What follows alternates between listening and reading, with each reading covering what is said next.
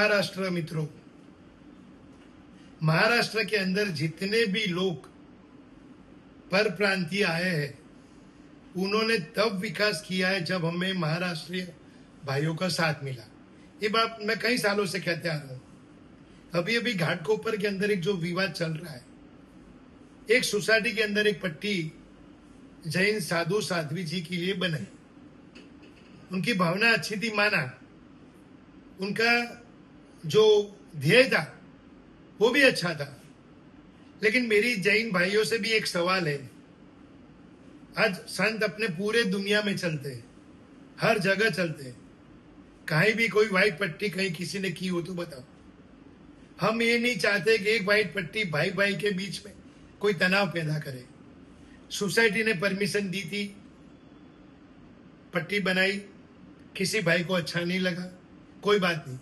हमारा धर्म ये कहता है सबको साथ लेके चलो, लेकिन इतना बड़ा इश्यू बनाने की बात नहीं थी।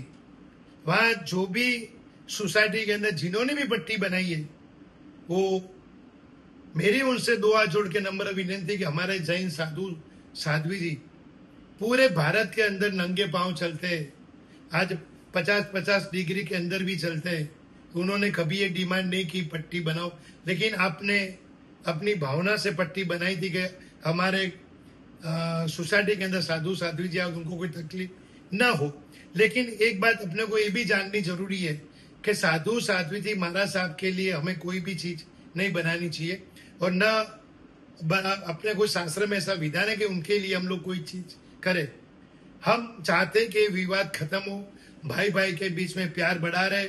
मैं तो चाहता हूँ कोई जन संत यदि हमारी बिल्डिंग में आवे तो हमारे जितने भी मराठी भाई है, जितने भी हमारे सोसाइटी में रहते हैं, सब भाई आवे, महाराज साहब का भी स्वागत करें और वो मराठी भाइयों का हम भी सम्मान करें।